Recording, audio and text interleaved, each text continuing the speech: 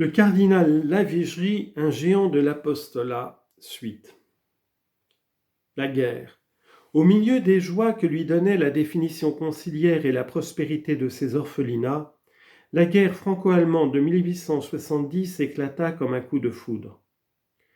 Nul n'ignore, hélas, avec quelle rapidité les bases fragiles de l'Empire s'effondrèrent en cette guerre désastreuse. Alger ne recevait plus que des nouvelles lamentables. Désastre de Sedan, captivité de l'empereur, chute de l'Empire.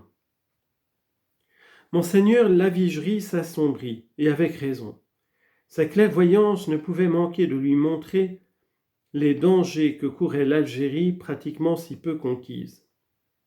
MacMahon commandait en France. Les gouverneurs se succédèrent, l'émeute éclata. Pendant septembre et octobre, les rues d'Alger furent sans cesse le théâtre de ces scènes lamentables où la lie de la population, ferment de tous les désordres, se livra aux pires excès. En septembre même, des bandes de vauriens s'étaient ruées sur Saint-Eugène pour délivrer les orphelins. Entre guillemets. Il y eut heureusement des catholiques courageux qui parvinrent à faire rougir les émeutiers de s'en prendre à de pauvres enfants sans pain et à leurs pères nourriciers. Mais l'archevêque, dont la sensibilité était grande, fut durablement impressionné, et ce fut pour lui le commencement d'une longue épreuve. Ce même mois de septembre lui apprenait l'assaut sacrilège de la ville de Rome et l'injure faite à Pie IX par les troupes piémontaises. Enfin, en octobre, c'était l'annonce de la capitulation de Metz qui faisait perdre 100 000 hommes à l'armée française. Portant péniblement, mais avec courage, le poids de tous ces deuils accumulés, et dont les conséquences, il le sentait bien, pouvaient être tragiques pour ses œuvres, Monseigneur Lavigerie n'hésita pas cependant à commencer un nouveau et lourd travail que Rome lui demandait. L'évêque de Constantine, Monseigneur de Las Cases, confiant qu'il était dans la prospérité précédente et l'amitié de l'empereur, s'était engagé à la légère dans d'énormes dépenses pour son séminaire et ses œuvres. Ébranlé maintenant par les émeutes d'Algérie et les désastres de la France et de l'Empire, il avait presque perdu la raison. Il venait de démissionner et son diocèse devenait débiteur insolvable de 850 000 francs. Monseigneur Lavigerie, malgré tout ce qui l'accablait lui-même, accepta de tenter le sauvetage et devint administrateur du diocèse. Il se mit à ce travail avec sa charité habituelle et sans crainte des charges qui pesaient déjà sur lui. Désintéressa le principal créancier et prit à sa charge personnelle une part énorme des dépenses pour l'entretien du clergé et des œuvres diocésaines.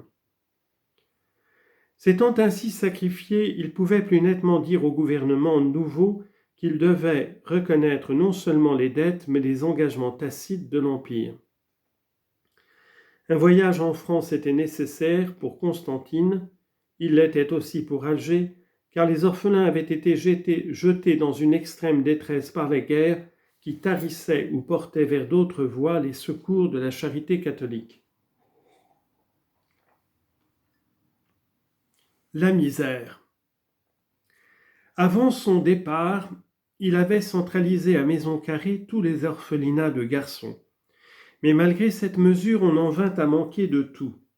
Des feuilles de bourrache, des patates composaient l'invariable et maigre nourriture des pères et des orphelins.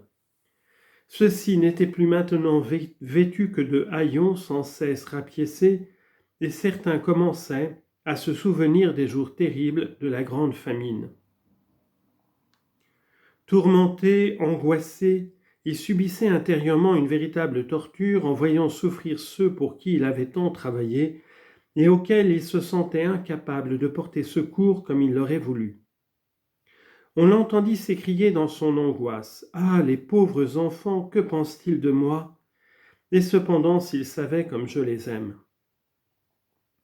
Il crut dans cette extrémité devoir rendre leur liberté à des missionnaires qu'il ne pouvait plus nourrir et songea à disperser ses orphelinats. Le père Charmetan, auquel il s'en ouvrit un jour, lui répondit Non, monseigneur, cela jamais, jamais. Alors il embrassa affectueusement ce vrai missionnaire pour le remercier de tant de courage et lui laissa entendre clairement qu'il ne pourrait plus rien pour le secourir. Malgré ces circonstances tragiques, un seul frère quitta l'œuvre et un père qui désirait se faire trappiste. 6 mois entiers, les orphelinats ne reçurent de l'archevêque ni argent ni vêtements. Il n'avait plus rien à leur donner. Il arriva en France pendant le fameux et cruel hiver de 1870. Le gouvernement était à Tours, aux abois d'ailleurs, et allait partir pour Bordeaux. Il obtint de celui-ci qu'il répondît des dettes de Monseigneur de Las Cases, mais ce succès ne dut être qu'une mince consolation au milieu de tant de deuil. Il prit le temps d'aller rapidement à Rome pour les affaires de Constantine et fut le premier évêque français qui rendit visite à Pie IX, prisonnier au Vatican. L'archevêque et le pape, au cours de cette émouvante entrevue, tous deux accablés de douleur et d'épreuves, ne purent ni l'un ni l'autre retenir leurs larmes. Revenu en France, monseigneur Lavigerie reçut encore des nouvelles attristantes de Maison Carrée. La misère, toujours mauvaise conseillère, avait fait quelques vides dans les rangs des orphelins. À la faveur du désordre extérieur, on provoquait le rappel de tels d'entre eux par des parents malveillants. Monseigneur Lavigerie apprit ces choses à Paris aux jours qui précédèrent la Commune. Il y fut en danger un court moment. Son sang-froid lui permit de s'enfuir sans avoir été reconnu. Il pouvait dire plus tard au diocésain de Constantine « J'ai traversé 5 fois la mer pour vous, fait 2 fois le voyage de Tours et de Bordeaux, une fois celui de Rome, une fois celui de Paris, où je me suis trouvé un moment entre les mains des gens de la Commune. »